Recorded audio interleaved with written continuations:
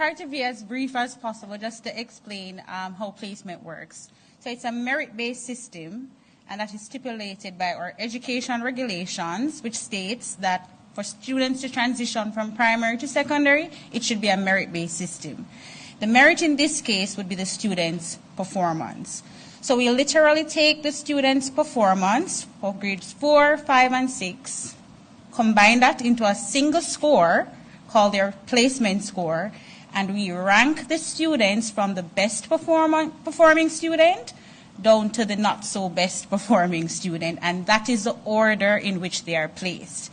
It is 99.5% computerized. It's an algorithm that the data is fed into. Very minimal human intervention, right? So the computer goes down through that order, and it can't move on from, let's say, number 10 child until it has placed it before moving to the next child. That 0.5% of human intervention, I'll just share with you.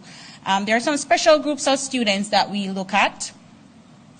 If the algorithm gets to the 7 school choices and all the spaces have been filled by the time it gets to that rank, right?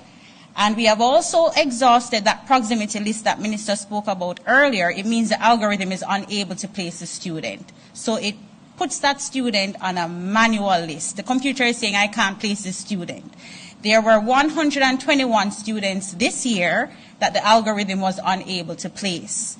So what happens is we bring in all the regional directors. They look at the students' primary schools that they're attending. They look at their addresses. They look at their performance. They look at what schools in the vicinity has space, and we manually place those students. We are not seeing names.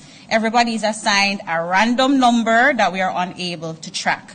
There are also some students who were declared to have special education needs at the beginning of registration.